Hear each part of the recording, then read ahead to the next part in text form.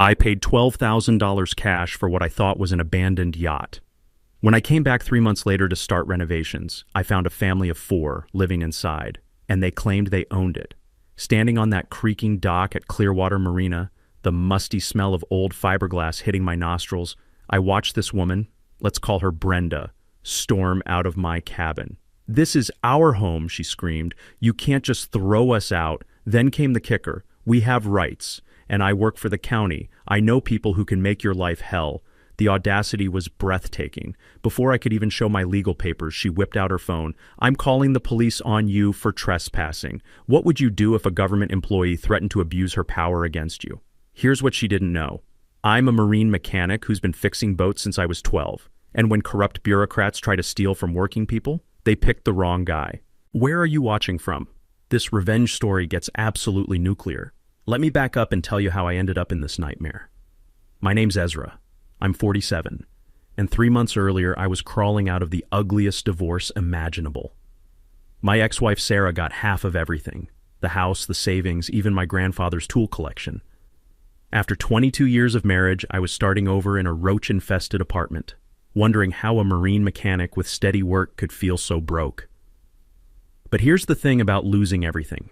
It forces you to get creative. I'd been restoring boats since I was 12, learned from my dad who could make a rotting hull seaworthy again.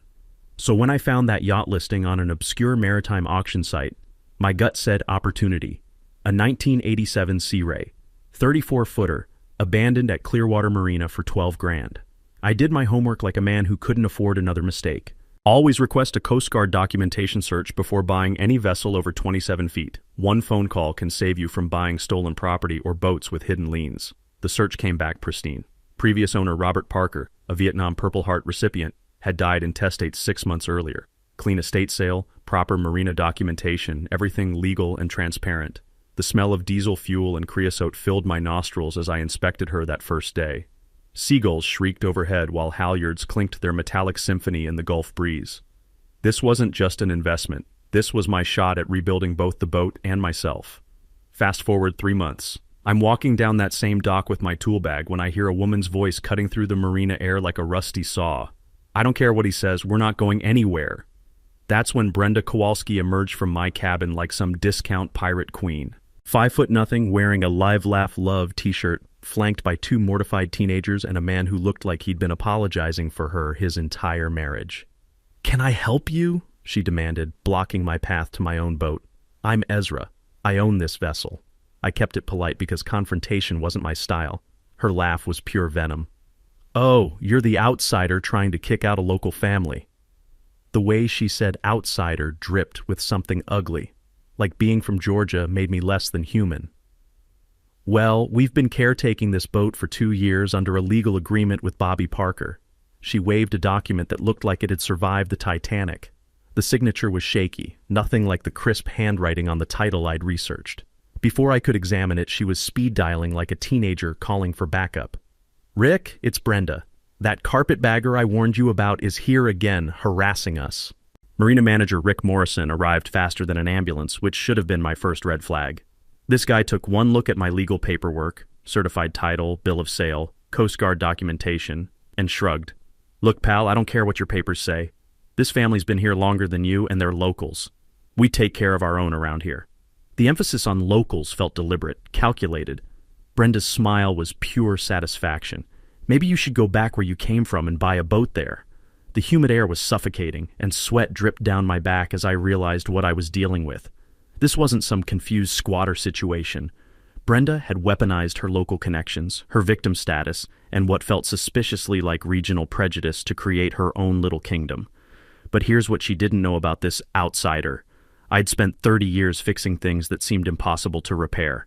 And I was about to learn that Brenda Kowalski had been running this exact scam on outsiders for years. Time to fix that problem too. 24 hours after that dock confrontation, Brenda launched her first attack. And let me tell you, this woman had turned psychological warfare into an art form. I woke up to 3 missed calls from the Pinellas County Sheriff's Office. Apparently I was now a person of interest in a harassment case.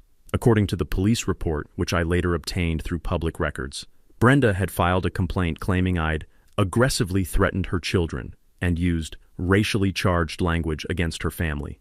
The lies were so detailed, so specific, that for a moment I wondered if I was losing my mind. But that's the thing about professional con artists. They know exactly which buttons to push to make the system work for them. The documentation attack was just getting started. Remember how she worked at the county clerk's office? Well, suddenly my boat title had discrepancies that needed further investigation. My business license back in Georgia got flagged for incomplete documentation. Even my truck registration was pulled over for a random inspection that lasted 2 hours and left me smelling like exhaust fumes and frustration. While Brenda was busy weaponizing bureaucracy, she was also playing social media like a violin. My cousin Jenny sent me screenshots that made my blood pressure spike. There was Brenda in every local Facebook group, spinning a sob story that would make Hallmark writers weep. Rich out-of-state investor trying to evict struggling disabled family from their home. The comments were brutal. Typical Georgia redneck thinking he can push around Florida folks. Why don't these carpetbaggers stay where they belong? Someone should teach this guy some manners. But here's where Brenda made her first critical mistake. When you're running the long con, you can't help but get greedy, and greed leaves tracks. I started asking questions around the marina. The third person I talked to was Captain Murphy, who owned a 42-foot sailboat 3 slips down. This grizzled old sailor looked like he'd weathered every storm since Hemingway, and when I mentioned Brenda's name, his weathered face darkened like thunderclouds. "That parasitic witch," he growled, spitting tobacco juice into the murky water below. "Cost me $8,000 to get rid of her 2 years ago." The story that unfolded made my situation look like amateur hour. Brenda had pulled the identical scam on Murphy, claimed she was caretaking his boat while he visited family up north. When he returned, she'd changed the locks, filed a restraining order claiming he'd threatened her, and had the marina management backing her story. Murphy, being 73 and tired of fighting, paid her $5,000 to disappear quietly, then spent another $3,000 on lawyers cleaning up the legal nightmare she'd created.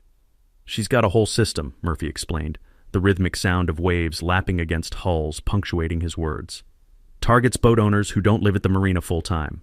Always has fake paperwork ready. Always plays the victim card. Always has inside connections to make your life hell." That's when the light bulb went off. This wasn't personal. This was Brenda's business model. She was a professional squatter who'd turned marina scamming into a profitable career. I'd heard about disability fraud cases during my divorce proceedings, and suddenly remembered my lawyer mentioning that Social Security has an anonymous tip line for exactly these situations. But unlike the 73-year-old Captain Murphy, I wasn't looking for the easy way out. I drove straight to the courthouse and filed a countercomplaint for defamation, filing false police reports, and intentional infliction of emotional distress. My lawyer, Patricia Parker, walked me through the strategy over the phone while I sat in my truck watching seagulls fight over a discarded fish sandwich. "Document everything," Patricia advised. "These predators rely on intimidating victims into backing down, but every escalation they make is more evidence for our case." So I started building my war chest: hidden cameras, detailed logs, recorded conversations where legally permitted. If Brenda wanted to play dirty, I was about to show her what 30 years of methodical problem-solving looked like. 3 days after filing my countercomplaint, I found 4 slashed tires on my truck and a note under the windshield. "Outsiders aren't welcome here." The smell of burning rubber filled my nostrils as I called the police to report the vandalism. But instead of feeling defeated, I felt energized, because what Brenda didn't realize was that every escalation was another nail in her legal coffin. She'd just graduated from civil harassment to criminal destruction of property, and my newly installed security cameras had caught everything. The war was officially on. The tire slashing was just Brenda's opening act. What came next proved she wasn't just a petty criminal. She was running a full-scale psychological warfare operation. Over the following week, my truck became her personal canvas. Sugar in the gas tank, scratch paint spelling out "Go home," and my personal favorite, dog shit smeared under every door handle. The woman had commitment to her craft, I'll give her that. But Brenda's real genius was weaponizing her own children. Suddenly, my 20-year marine repair business was getting carpet-bombed with fake Google reviews. "Ezra's Marine is a total scam," posted by Florida Mom 2024, who claimed I'd stolen her boat engine. "This predator harasses innocent families," wrote Truth-Teller 99 with 0 review history. My phone exploded with angry potential customers. 2 decades of reputation building torched by teenagers with smartphones. The acrid smell of acetone from nearby boat strippers burned my nostrils as I watched Brenda's next masterstroke unfold. She'd somehow convinced 3 marina residents that I was a corporate raider planning to buy up all the slips and evict real locals. These people had never spoken to me, but suddenly they were crossing the street to avoid eye contact. That's when I brought in the cavalry. Jenny Voss came recommended by Captain Murphy, former Coast Guard investigator turned private detective. Jenny had steel gray hair, arms that could deadlift a diesel engine, and the kind of 1,000-yard stare that said she'd seen every scam in the book. Classic maritime predator, Jenny diagnosed after reviewing my evidence. I've tracked this pattern from Key West to Jacksonville. They target vulnerable boat owners, recent divorcees, out-of-state buyers, anyone without local muscle to fight back. Jenny's investigation revealed the stunning scope of Brenda's criminal enterprise. Over 5 years, she'd run this exact con on 7 different boat owners, always with the same playbook: establish fake caretaker relationships, weaponize local bureaucracy, extract settlement money. The disability fraud funds her operation, Jenny explained, showing me surveillance photos of Brenda hefting 50-pound dock boxes while claiming she couldn't walk. During my divorce proceedings, I'd learned that security cameras are your best defense in harassment cases. But you'd better check local recording consent laws first, because illegally obtained evidence gets thrown out even when it proves guilt. I installed a complete surveillance network around my truck and boat slip. Motion sensors, night vision, cloud backup, the works. Within 48 hours, I captured something that made my blood boil. The footage showed Brenda approaching other boat owners with elaborate stories about my dangerous behavior. But here's the kicker. She was collecting $20 bills from 3 different people for dock space rental fees, literally charging marina residents to use public areas while pretending she had authority. This parasitic genius had monetized her squatting operation. But my most valuable intel came from an unexpected source. Rosa Martinez, the marina's cleaning lady, approached me while I was documenting fresh truck damage. Rosa was tiny but had eyes that cataloged everything. "That woman treats me like garbage," Rosa whispered, pulling out her phone. "Never tips, calls me stupid, acts like I don't exist." She showed me secretly recorded video of Brenda screaming at her for cleaning too close to the yacht, using language that would make truckers cringe. "She also tried getting me fired last month," Rosa continued. "Told my supervisor I steal from boats, but I've cleaned these docks 8 years. People know my character." Then Tony Bertinelli, the marina's chief mechanic, dropped the bombshell that changed everything. "She offered me $500 cash to sabotage your engine," Tony revealed, wiping diesel-stained hands on his coveralls. "Said it should look like mechanical failure, nothing traceable back to her." My stomach dropped. This wasn't just harassment anymore. Brenda was actively trying to destroy my property and potentially endanger my life. "When I refused," Tony continued, "she threatened to report me for unsafe work practices unless I cooperated. Said her county connections could get my certifications revoked." That's when I realized the true scope of Brenda's corruption. She wasn't just stealing boats, she was systematically destroying the social fabric of entire communities, turning neighbors into accomplices through fear and bribery. But she'd made one fatal miscalculation about this particular mark. I pulled out my phone and called Jenny Voss.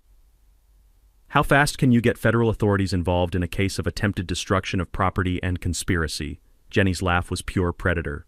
"Honey, when someone tries commissioning felonies, the FBI gets very interested very quickly." Brenda had just escalated from petty harassment to federal crimes, and unlike her previous victims, I was about to escalate right back. Game on. Brenda's response to my federal crime evidence was to go completely nuclear. And I mean Chernobyl level, scorched earth, burn everything down nuclear. 3 days after Tony told me about the sabotage offer, a process server appeared at my motel room door with a restraining order so thick it looked like a phone book. Not just any restraining order, a temporary injunction claiming I had threatened to murder her children and was stalking her family with recording devices. According to Brenda's sworn statement, I'd cornered her teenage daughter Ashley in the marina bathroom and whispered graphic threats about what would happen if they didn't vacate my boat. She included timestamps, alleged witnesses, even a partial audio recording that sounded disturbingly convincing. The restraining order meant I couldn't come within 500 feet of my own yacht. The legal system had just locked me out of my own property based on manufactured evidence. But Brenda wasn't finished destroying my life. While I scrambled to find lawyers and fight the court order, she launched a media campaign that would make political consultants jealous. Local TV news, radio call-in shows, every Facebook group from Clearwater to Tampa Bay, suddenly disabled mother terrorized by out-of-state predator was the story everyone was talking about. The Channel 8 News interview was pure theater. There sat Brenda in a wheelchair she'd never needed before, dabbing her eyes with tissues while her teenage kids flanked her like hostages. The smell of hairspray and studio makeup couldn't mask the calculated performance unfolding on camera. "We just want to live in peace," she sobbed, her voice cracking with practiced precision. "But this man won't stop terrorizing us. He follows my children. He records our private conversations. He's trying to destroy our family because we won't let him steal our home." The reporter ate it up like candy. "And you're saying Mr. Patterson directly threatened your daughter?" "He cornered Ashley in the bathroom and said horrible, unspeakable things," Brenda whispered, tears streaming down her cheeks. "My baby hasn't slept in days. We're living in constant fear." The yacht sat peacefully in the background, looking for all the world like an innocent family's humble home under attack from a corporate predator. The clip went viral overnight. #ProtectBrendaFamily trended across Florida social media. My business phone became a hotline for death threats. Someone spray-painted child predator across my truck's windshield. 3 long-term clients canceled contracts based solely on the news coverage. But here's where Brenda's criminal arrogance finally caught up with her overconfident ass. When you're manufacturing evidence for a living, you eventually forget that other people keep records too. And my investigator, Jenny Voss, had been building a timeline of every lie for weeks. The restraining order claimed I'd threatened Ashley in the marina bathroom Tuesday at 3:47 p.m. But Ashley's own Instagram story showed her at Busch Gardens that exact day, posted in real time with location tags and selfies with roller coasters. Jenny also discovered that Brenda's eyewitness statements were physically impossible. One supposed witness claimed to see me threatening Brenda at a time when marina security footage showed him 3 slips away, helping another boat owner with engine trouble. But the bombshell that changed everything came from the last person I expected. Dale, Brenda's increasingly desperate husband, had apparently reached his breaking point. Jenny found him at a gas station 2 miles from the marina, chain-smoking cigarettes and looking like a man ready to enter witness protection. "She's done this 6 times that I know of," Dale confessed, his hands trembling as he lit another Marlboro. The acrid smell of tobacco mixed with gasoline fumes as 20 years of marriage to a professional sociopath came pouring out. Always the same playbook: target vulnerable boat owners, establish fake caretaker status, then torture them with legal harassment until they pay us to disappear. Dale's revelation about their marriage was horrifying enough, but what he told Jenny about the restraining order evidence made my stomach drop. That audio recording she submitted to court? Dale took a shaky drag, exhaling slowly. She forced Ashley to record fake conversations using some voice modification app, made her practice saying those terrible threats in different voices, then edited it all together to make it sound like you were threatening her. Jenny's face went white. She made her own daughter manufacture evidence? "Ashley's been in therapy for months because of the guilt," Dale continued, his voice breaking. "Brenda turned our kids into accomplices in her crimes. They're terrified of her but too scared to tell anyone because she controls everything. Their phones, their bank accounts, their entire lives." That's when everything crystallized. This wasn't about property theft anymore. Brenda had been psychologically torturing her own family for years, using her children as weapons in her criminal enterprise. But she just committed the one crime that would bring her entire empire crashing down. Manufacturing evidence for court proceedings isn't just fraud, it's perjury. And federal perjury carries up to 5 years in prison. Time to show Brenda what happens when you mess with the wrong marine mechanic. While Jenny was building our perjury case against Brenda, she stumbled across something that changed the entire game. And when I say changed the game, I mean it flipped the board, scattered the pieces, and lit the whole thing on fire. Jenny had been diving deep into maritime records, trying to trace the yacht's ownership history for our legal defense. Standard investigative work, boring paper trails, dusty courthouse files, the kind of tedious research that separates real detectives from TV pretenders. But buried in the Pinellas County probate records, she found a document that made her call me at 2 a.m. "Ezra, you need to sit down for this." Jenny's voice was tight with barely contained rage. That yacht wasn't supposed to be sold at all. I was sitting in my motel room, surrounded by legal documents and empty coffee cups, when she explained what she'd discovered. Robert Parker, the Vietnam veteran who originally owned the yacht, had left extremely specific instructions in his will. The boat was supposed to be sold upon his death, with all proceeds donated to the Veterans Homeless Shelter of Tampa Bay. But here's the kicker, Jenny continued, and I could hear papers rustling in the background. The will was crystal clear. His estate executor was supposed to handle the sale through proper channels and ensure every penny went to help homeless veterans. The estate executor was Parker's nephew, David Parker, a CPA in Orlando who'd never even seen the yacht. According to the probate records, David had received what appeared to be official documentation stating the boat had been abandoned and required immediate disposal through maritime auction. That documentation had come from Brenda. She intercepted the estate communications, Jenny explained, her voice dripping with disgust. Forged correspondence from the marina claiming the yacht was accumulating massive storage fees and needed to be sold immediately. Then she created fake auction paperwork showing the sale proceeds, which should have been about $30,000, went to the estate. But the money never reached the veterans' shelter. Brenda had stolen from dead soldiers. The scope of her fraud was staggering. She'd essentially committed estate theft, document forgery, and charity fraud all in one elaborate scheme. The auction I'd purchased the yacht through was completely illegitimate, a paper trail of lies designed to give her legal cover for squatting. Your purchase is still valid, Jenny assured me. You acted in good faith with proper documentation, but Brenda didn't just steal your boat. She stole from homeless veterans who were supposed to benefit from a Purple Heart recipient's final generous act. The emotional weight hit me like a rogue wave. This wasn't about property anymore. Robert Parker had served his country in Vietnam, earned a Purple Heart for wounds sustained in combat, and wanted his final act to help fellow veterans who'd fallen on hard times.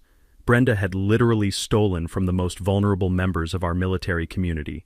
When I called David Parker in Orlando to explain what had happened, the grief in his voice was palpable. Uncle Robert always talked about helping other veterans, David said quietly. He'd lived through homelessness himself after coming back from the war. That shelter meant everything to him. The Veterans Shelter Director, Colonel James Hartley, a retired Marine with 30 years of service, was equally devastated when I contacted him. Mr. Parker had visited our facility multiple times, Colonel Hartley told me, his voice heavy with military precision and barely controlled anger.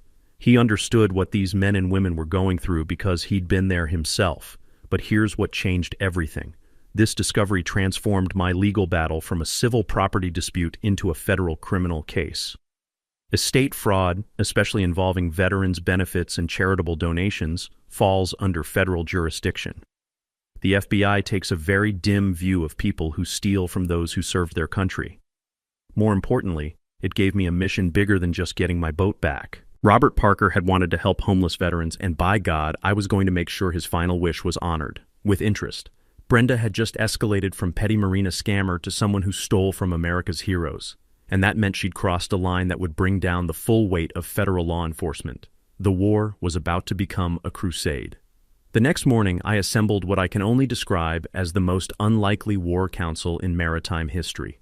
We met at a greasy spoon diner called Sal's that smelled like bacon grease and determination, where the coffee was strong enough to wake the dead, and the waitresses had seen every kind of human drama imaginable. Around a corner booth that had probably witnessed 1,000 conspiracies, my team gathered.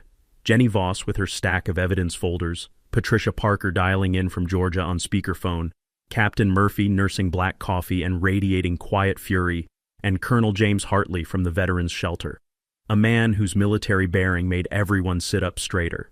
Ladies and gentlemen, I began, spreading out copies of Brenda's forged documents across the sticky table. We're not just fighting for a boat anymore.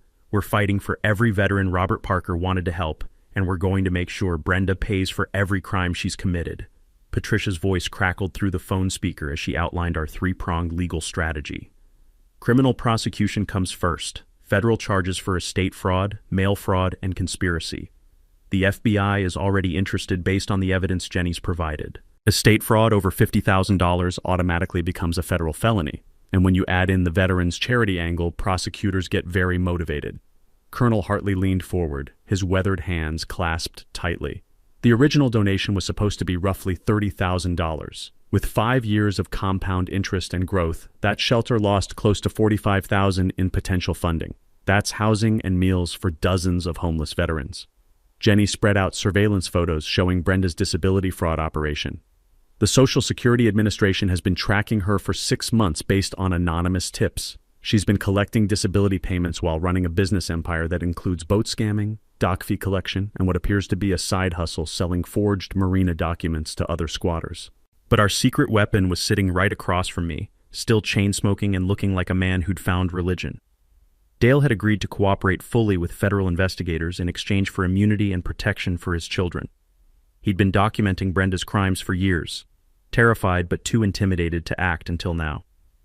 "She keeps everything," Dale explained, sliding a thumb drive across the table. "Financial records, correspondence, even audio recordings of her coaching other people on how to run boat scams. She's got a whole network of squatters operating from Key West to Jacksonville." The planning phase required coordination that would make military strategists proud. We needed to time everything perfectly. Criminal charges, civil lawsuits, media exposure, and what Patricia called maximum public accountability. Patricia had researched a legal strategy I'd never heard of during my divorce proceedings.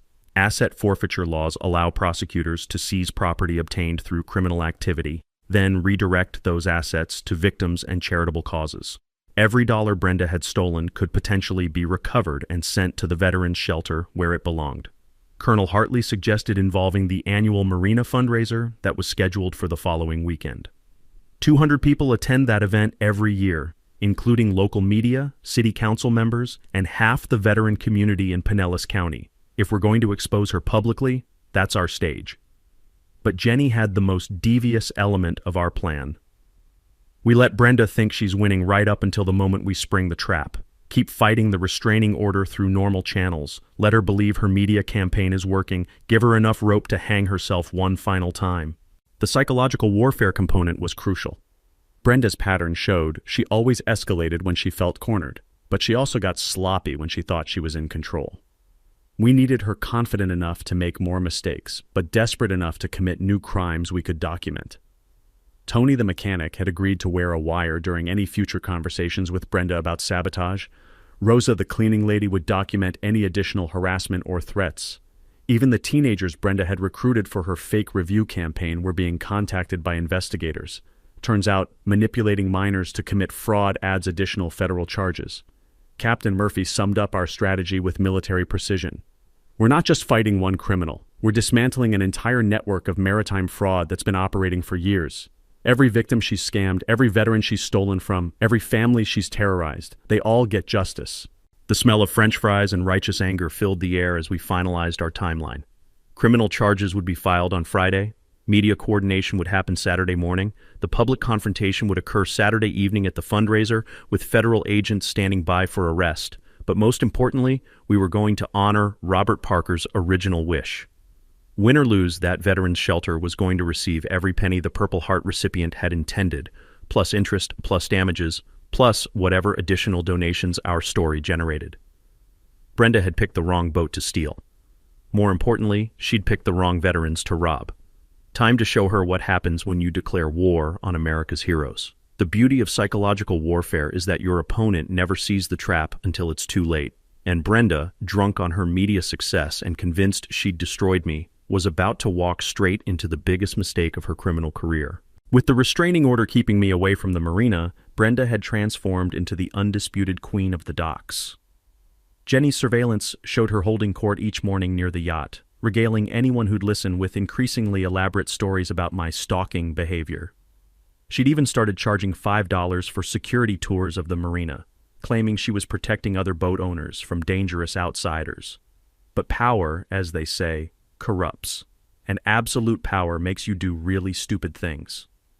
3 days before our planned confrontation, Brenda made her first critical error.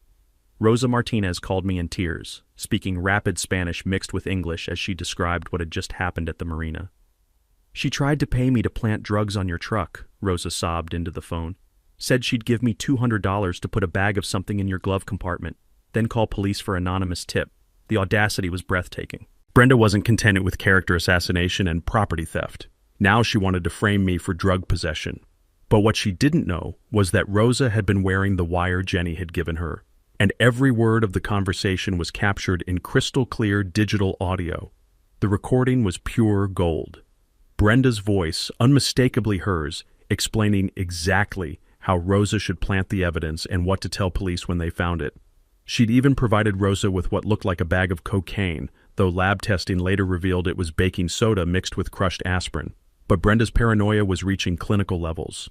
Jenny's surveillance footage from that week showed her behavior becoming increasingly erratic. She'd started following other marina residents, convinced they were secretly working with me.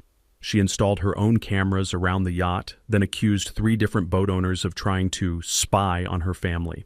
The smell of fierce sweat and desperation seemed to follow her everywhere. Her next target was Tony Bertinelli, and this time she wasn't offering money. She was making threats.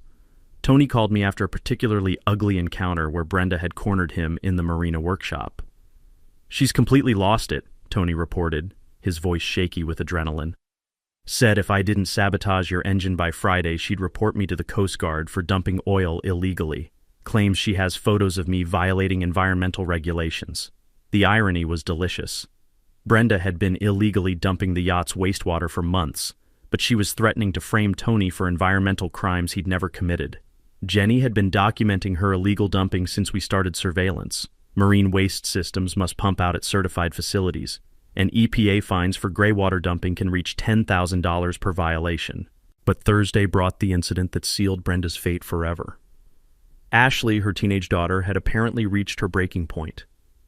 Jenny intercepted her at a McDonald's 3 miles from the marina, where the girl was crying into a vanilla milkshake and looking like she hadn't slept in weeks. "I can't do this anymore," Ashley whispered, glancing around nervously as if her mother might materialize from thin air. "She made me practice saying horrible things about you for hours, made me repeat those fake threats until I could say them without crying. But the detail that made my blood run cold was what Ashley revealed about Brenda's latest plan. She's going to burn down your truck," Ashley confessed, her hands trembling around the milkshake cup. "Tonight, she bought gasoline and rags yesterday, said it would look like you did it yourself for insurance money, and she'd tell police she saw you do it. Arson." Brenda had escalated from harassment to attempted murder by arson. If I'd been sleeping in my truck, which I'd done twice that week when the motel was full, her fire could have killed me. Jenny immediately contacted federal agents, who arranged for Ashley to be placed in protective custody with her aunt in Tampa. Dale had already moved out with their son Cody, both of them cooperating with investigators while living in an undisclosed location. But the surveillance footage we captured that night was the final nail in Brenda's coffin. Hidden cameras showed her approaching my truck at 2:47 a.m. with a gas can and what looked like Molotov cocktails made from beer bottles. Only the sudden appearance of marina security guards, who Jenny had alerted, prevented her from committing federal arson. She was arrested on the spot, caught red-handed with accelerants and incendiary devices, but instead of booking her immediately, federal agents made a strategic decision. They released her on a tracking anklet with orders to appear at Saturday's marina fundraiser, ostensibly to give her one final chance to confess and cooperate.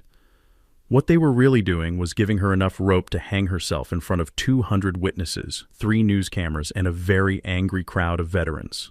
The trap was set. Time for the reckoning. The 24 hours before the marina fundraiser were like watching a woman completely lose her grip on reality. And I mean watching literally, because Jenny's surveillance network had become so comprehensive that we could monitor Brenda's every move as she spiraled into full-blown paranoia. Friday morning footage showed her pacing the yacht's deck like a caged animal, talking to herself and gesturing wildly at invisible enemies. The electronic ankle monitor from her arson arrest glinted in the morning sunlight as she ranted about conspiracies and government persecution. She'd convinced herself that everyone from the mailman to the seagulls were part of some elaborate plot against her. But what made my skin crawl was watching her coach her remaining allies for one final performance. Jenny's telephoto lens captured Brenda meeting with Rick Morrison, the corrupt marina manager, in the parking lot behind the fuel dock. The conversation was animated, with Brenda jabbing her finger at Rick's chest while he nodded nervously. Our directional microphone picked up fragments that made our case even stronger. "Told you this would happen," Brenda's voice carried across the water. "Need to stick to the story about him threatening us. Media will be there, so you better not screw this up." Rick looked like a man who'd signed a deal with the devil and was starting to read the fine print. The sweaty sheen on his forehead wasn't from the Florida humidity. But Brenda's most desperate gambit came Friday afternoon, when she attempted to recruit 3 more marina residents to lie at the fundraiser. Jenny's surveillance showed her going boat to boat with a manila envelope, offering what appeared to be cash payments for witness testimony about my supposed threats and harassment. Mrs. Henderson from the 40-foot catamaran actually recorded the conversation on her phone and sent it to us immediately. Brenda's voice was unmistakable. "Just tell them you saw him yelling at my children. $200 cash and you never have to deal with outsiders bothering our community again." The smell of desperation was so thick you could practically taste it in the salt air. Friday evening brought the incident that proved Brenda had completely detached from reality. Security cameras caught her staging what appeared to be a practice run for Saturday's confrontation, complete with fake tears, dramatic gestures, and a speech she'd apparently memorized about being a persecuted local family. But the most chilling footage came from inside the yacht, where our audio surveillance picked up Brenda coaching herself in front of a mirror. "Remember to cry when you mention the children. Pause for dramatic effect after homeless. Make sure the cameras get your good side when you collapse." She was treating her family's destruction like a theatrical performance, complete with rehearsed blocking and emotional cues. Saturday morning brought a development none of us had anticipated. Dale called Jenny in a panic, reporting that Brenda had attempted to contact their children through social media, trying to convince them to attend the fundraiser and support her one last time. "She's completely delusional," Dale explained, his voice cracking with exhaustion. "Ashley's therapist says she's showing signs of PTSD from years of psychological manipulation, and Brenda thinks she can just snap her fingers and turn them into props again." The federal agents monitoring Brenda's electronic communications had intercepted increasingly unhinged messages to her children, alternating between threats and pleading. One text to Ashley read, "If you don't support Mommy tonight, the whole family will be destroyed, and it will be your fault." But the final piece of evidence that guaranteed Brenda's downfall came from an unexpected source. Captain Murphy approached us Saturday afternoon with a manila envelope that made Jenny's eyes light up like Christmas morning. "Found this in my mailbox this morning," Murphy explained, his weathered hands steady despite his obvious anger. "Looks like your friend Brenda has been busier than we thought." The envelope contained photocopied documents showing Brenda's entire marina scam network. Names, dates, amounts stolen, forged paperwork for at least 12 different boats across 3 counties. She'd been keeping detailed records of her criminal enterprise like some kind of fraud accountant. "She sent this to the wrong Captain Murphy," he continued with grim satisfaction. "Meant to send it to her partner in Key West, another Murphy who runs the same scam down there, except she mixed up our addresses." The documents revealed the stunning scope of Brenda's operation. She wasn't just a lone criminal. She was part of an organized marina fraud ring that had stolen hundreds of thousands of dollars from boat owners across Florida. The evidence would ultimately lead to federal prosecutions in 6 different jurisdictions. As evening approached and guests began arriving for the fundraiser, Brenda made her final appearance on surveillance cameras. She emerged from the yacht wearing a black dress that screamed "grieving widow," dark sunglasses despite the setting sun, and an expression of grim determination. She had no idea that 200 people, 3 news crews, and a team of federal agents were about to witness the most spectacular public meltdown in marina history. The reckoning was 90 minutes away. The annual Clearwater Marina fundraiser was in full swing when Brenda made her entrance. 200 guests mingled under string lights that cast dancing shadows across the dock, the smell of grilled seafood and salt air mixing with nervous anticipation. Local news crews had set up their equipment near the main stage, ostensibly to cover the charity event, but really waiting for the fireworks Jenny had promised them. I stood in the back with my legal team, watching Brenda work the crowd like a seasoned politician. She'd traded her grieving widow outfit for something more sympathetic, a simple floral dress that screamed hard-working mother, and a slight limp that hadn't existed before her arrest. The electronic ankle monitor was cleverly hidden under flesh-colored bandages that made it look like a medical device. Colonel Hartley had the microphone first, delivering a powerful speech about the Marina's commitment to supporting local veterans. His voice carried the authority of 30 years in the Marines as he introduced the evening's special presentation about honoring those who served. "Tonight, we're here to celebrate community," the colonel announced, his steel-gray eyes scanning the crowd. "But we're also here to address a grave injustice that's been done to one of our fallen heroes." That's when the projection screen lit up with Robert Parker's military service record, Purple Heart recipient, Vietnam veteran, local boat owner who'd wanted his final act to benefit homeless veterans. Brenda's face went white as the colonel continued.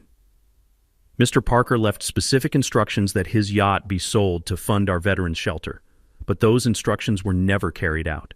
Instead, his generous final gift was stolen."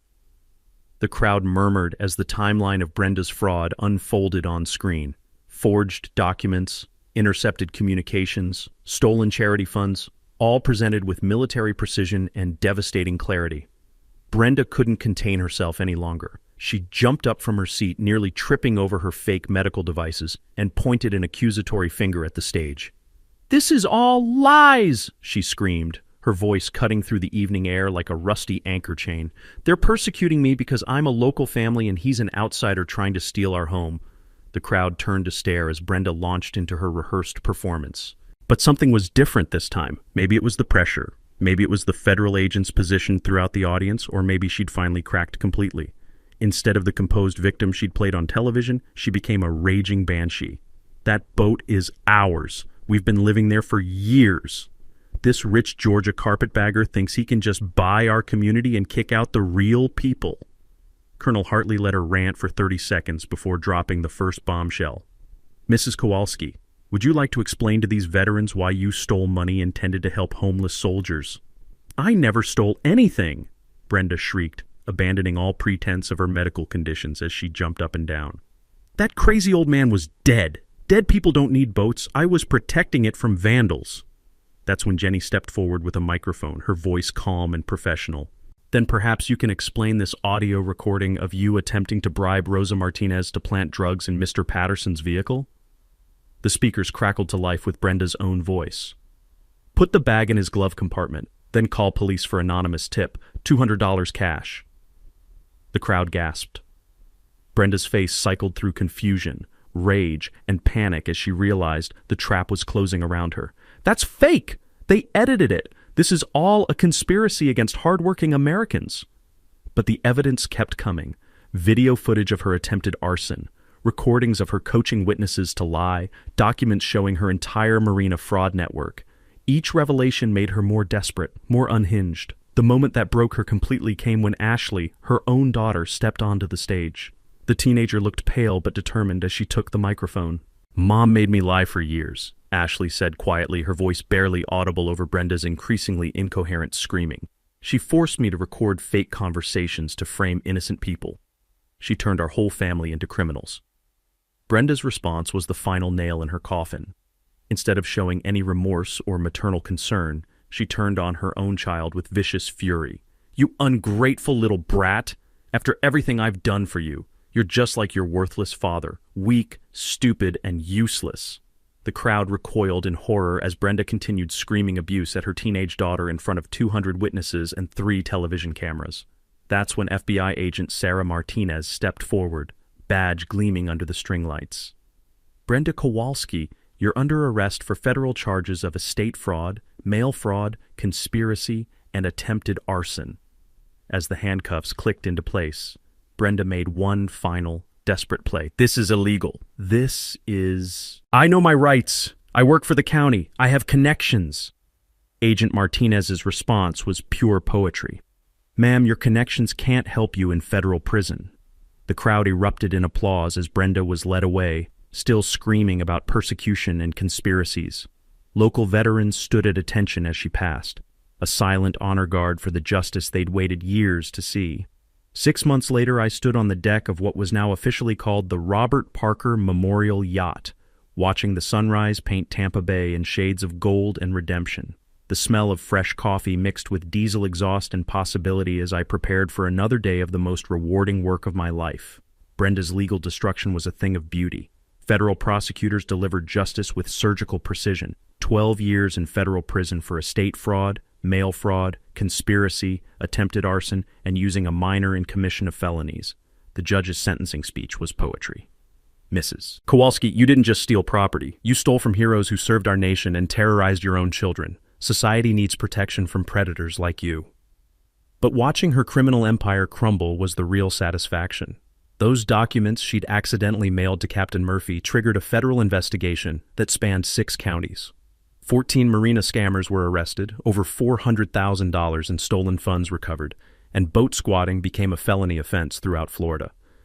The yacht transformation exceeded every dream. Instead of selling, I partnered with Colonel Hartley to create the Robert Parker Veterans Maritime Training Program. Homeless veterans learned boat maintenance, marine engine repair, and navigation skills that qualified them for $60,000 a year jobs in Florida's marine industry. Every morning brought reminders of why this fight mattered. Veterans like Tommy Rodriguez, a former Army mechanic who'd been living under a bridge until our program gave him purpose again. Sandra Williams, a Navy electrician whose PTSD had cost her 3 jobs until she found peace rebuilding boat electrical systems. The sound of sanders and welders working on deck told stories of lives being rebuilt one rivet at a time. Our success created a waiting list 3 months long. Major marine manufacturers recruited our graduates directly. The program expanded to 3 boats, and we were fielding calls from other states wanting to replicate our model. The community healing was equally powerful. Marina residents who'd been manipulated by Brenda's lies now organized monthly potluck dinners that brought together boat owners from every background imaginable. The smell of barbecue and friendship replaced the toxic atmosphere she'd created. Dale thrived in his new life in North Carolina with full custody of his children. Ashley earned a scholarship to Florida State, funded by Brenda's Victim Restitution Fund, and wrote her college essay about learning truth from manipulation. Cody became an honor student whose teachers called him remarkably mature for his age. Rick Morrison, the corrupt marina manager, was fired faster than a flare gun and replaced by a Navy veteran who implemented transparent policies preventing future scams. Rosa Martinez got promoted to head of marina maintenance, becoming our unofficial guardian angel who protected vulnerable boat owners. Tony Bertinelli opened his own shop and hired 2 program graduates as his first employees. But my favorite outcome was personal. Working with these veterans healed wounds I didn't know I had. Dr. Patricia Santos, a VA psychologist who volunteered with our program, became first my colleague, then my coffee date, then my fiancé. We're planning our wedding on the yacht deck where this nightmare began, because sometimes the best revenge is building something beautiful from the ashes of someone else's evil. The ripple effects continue spreading. 3 states adopted our anti-squatting legislation. Marine industry associations created fraud prevention guidelines based on our case. Law enforcement agencies developed specialized training for investigating maritime property crimes. As I finished my morning coffee, listening to the rhythmic sounds of veterans learning new skills, my phone buzzed with a text from Jenny Voss. She'd launched a consulting business investigating suspicious boat caretakers, and business was exploding. "New case in Key West," she messaged. "Classic Brenda-style operation? Road trip?" I smiled and typed back, "Send the details. These parasites picked the wrong veteran to mess with." Because here's what this experience taught me. Bullies only win when good people stay silent. Communities heal when someone fights for justice. And sometimes, standing up to corruption doesn't just get your property back. It reveals a calling you never knew existed.